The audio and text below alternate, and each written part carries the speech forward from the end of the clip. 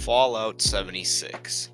Anyone who hasn't been living under a rock, or rather in an underground vault, knows about Bethesda's 2018 release, Fallout 76. It's another game that wasn't received very well, but I've still enjoyed it to an extent and put a fair amount of time into it. Similarly to my Black Ops 4 video, I'm going to give the essential history lesson on Fallout 76, where the game is now, and my thoughts on all of it.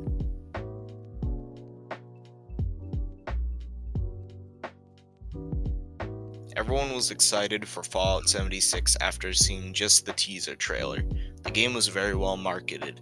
The reveal trailer sent chills down everyone's spine and had us singing Country Roads while we waited for the high quality multiplayer Fallout game promised at E3 2018. The beta for Fallout 76 first became available on PC on October 23rd, 30th for PS4 and Xbox. It wasn't received as well as the trailers. There were a lot of problems with the beta on PC and plenty of bugs and performance issues on all platforms, but nobody seemed to mind too much yet because it was just a beta. Players were still unsure of what to think about gameplay mechanics and multiplayer, as we didn't have too much time to experience it all. Even though the graphics weren't much upgraded from Fallout 4, many players agree that the world itself was beautiful. The live action trailer dropped on October 28th. Once again, great marketing, banger song, and it made sure to show us how much fun we'll have in the wasteland with our friends when the full game is released.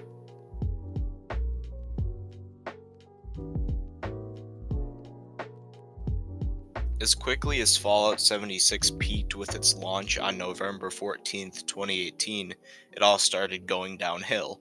The story of Fallout 76 abomination of a launch in the months that followed has been covered 100 times by 100 different people by now, so I'm gonna summarize the shit show that went on.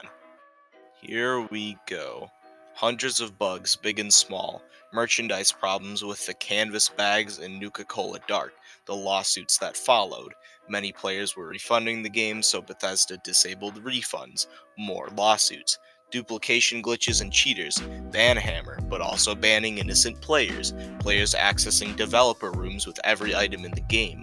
More bans, including more innocent players. Atomic shop schemes so players buy in-game currency called atoms, and making tweaks to the gameplay so players are more inclined to buy atoms. That was just the most notable technicalities. The gameplay itself was also a letdown. The idea of we, the players, being the only ones left in Appalachia was thrilling at first, but it got old quickly. Since there were no human NPCs in the game, all there was to do was chase holotapes, notes, and terminal entries. You could talk to a few robots, but there is no actual dialogue screen. You could only interact with them to prompt their lines. The perk card system was annoying, as equipping a perk card required space for it in the special category it belonged to.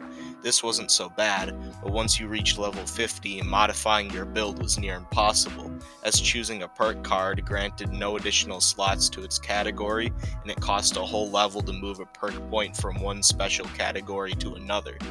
The multiplayer experience wasn't as great as we expected either. Doing quests with your friends was impractical, since only the team leader got quest progress and actual rewards. The enemy's level would match the highest level player in a group, so a new player adventuring with his high level friend would have a bad time. PvP was lackluster, as both players had to engage in a fight to deal damage, and the higher level player would probably win anyways. Workshops were interesting, but nothing to get too excited about.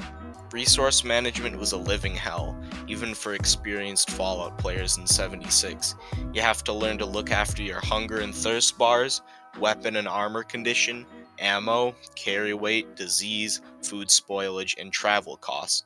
All of this paired with the fact that the only additional storage the player had at release was a stash box with 400 weight units.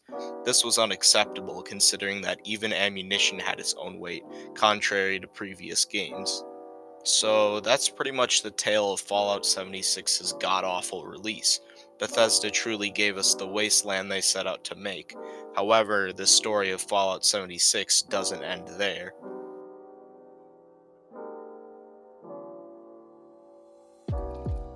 In the months following the game's launch, many patches were made to fix bugs and tweak gameplay mechanics, which is to be expected. At the same time, drama surrounding the problems with merch, refunds, and bans was still going on.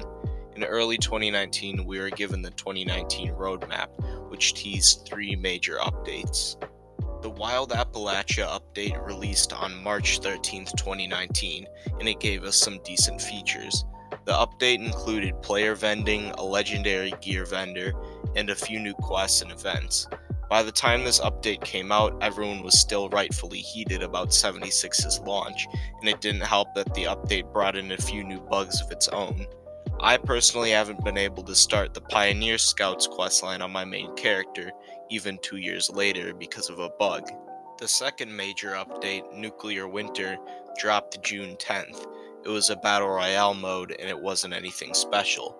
In my opinion, it was clear that Bethesda was just trying to hop on the Battle Royale train, even if it was a little late. The third update on the 2019 roadmap, Wastelanders, didn't come in fall. In fact, it didn't come in 2019 at all.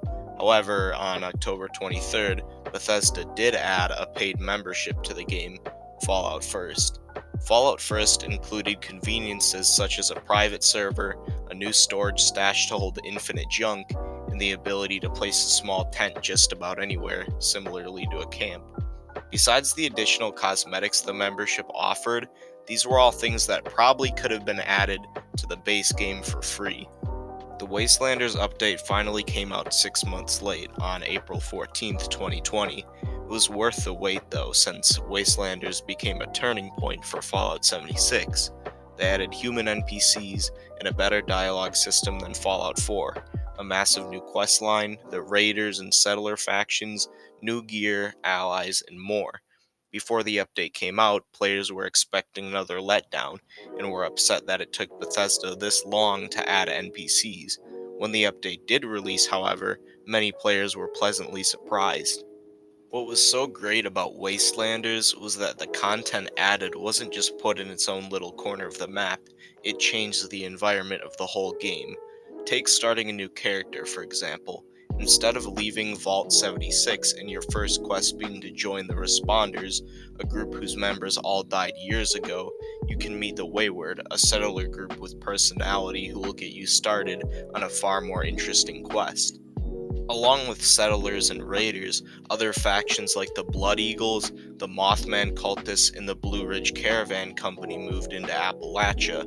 New human factions also took to living in some old locations previously inhabited by ghouls or super mutants or something else. The Wastelanders update actually made it feel like people moved into the wasteland we've been exploring ever since we left Vault 76 about a year and a half prior. The healing process of Fallout 76 began, so what came next? The Fallout 76 2020 roadmap looked promising.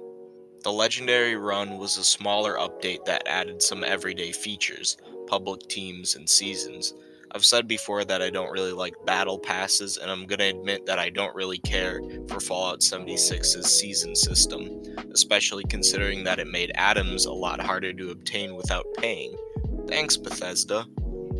The One Wasteland for All update was a very well received update. It added legendary perks and daily ops, along with some balances to make multiplayer more compatible. Quoted straight from the Fallout wiki, level 1 players would fight level 1 creatures, while level 100 players would fight level 50 plus creatures wherever they went. The addition of daily ops was a great tease for the soon to arrive Brotherhood of Steel, and paired with public teams from the previous update, it made teamwork even more rewarding. The Brotherhood of Steel arrived in the Steel Dawn update and set up base at Fort Atlas. Only the first half of the Brotherhood questline was added, but in my opinion it was more interesting than the original Brotherhood quest, reading up on dead people and their research in Fort Defiance. Instead of food and drink being essential for survival, maintaining your hunger and thirst now gives players buffs, a highly requested change. This update also added underground shelters as a new feature for camps, but it seemed like a Bethesda cash grab, since you need to spend money to unlock more than one room in your shelter. The Locked and Loaded update added some long-awaited essential features, including special loadouts, camp slots, and a new mission type for daily ops. Special loadouts were shown on the 2020 roadmap, however the Locked and Loaded update didn't come until spring 2021. It's frustrating that it took so long for special loadouts to be added, as they probably should have been a feature from the start. Like I mentioned before, having more than one build on a single character used to be impossible, as moving perks from one special stat to another cost a whole level. Nonetheless, I'm glad the special loadouts finally came because they make life a lot easier. The most recent major update, Steel Rain, was released on July 7th, 2021. It added the second half of the Brotherhood of Steel quest line, introduced legendary power armor, and more additions to the legendary system. So those were all of the major updates to Fallout 76 so far. Most players agree that it's in a much better place now than it was at launch, and was slowly getting better ever since Wastelanders. Now to look at what's coming next.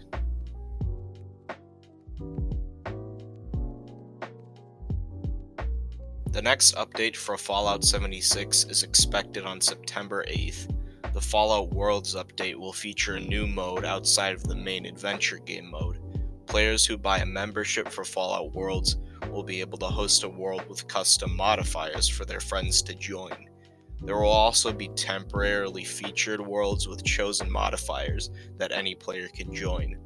Progress made in these specially modified worlds won't carry over to adventure mode, as some modifiers could give unfair advantages, for example, infinite ammo. The Tales from the Stars update is scheduled for winter 2021 and is supposedly going to introduce 4-star legendary gear, camp pets, and some new quests and events. Further down the line in 2022, we should see the Expeditions The Pit update, which will take place in Pittsburgh, Pennsylvania. Exploring new locations outside of Appalachia is definitely something to look forward to. That's the last update we have information on right now.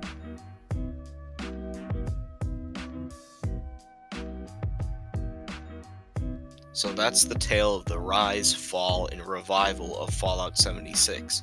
I absolutely agree that the launch was a spit in our faces from Bethesda, and lots of the features that were added later probably should have come sooner, but the game is in an enjoyable state now. My final take on the gameplay is that questing is best done solo, but other things like launching nukes, doing daily ops, or just slaughtering everything is best done with friends. I recommend that anyone who dropped Fallout 76 in 2018 should consider giving it another chance, and anyone interested in jumping in for the first time can probably find it on eBay for $6. Welp, that's all folks. This video took a while to put together, so like it if you liked it, and subscribe or else you're gay.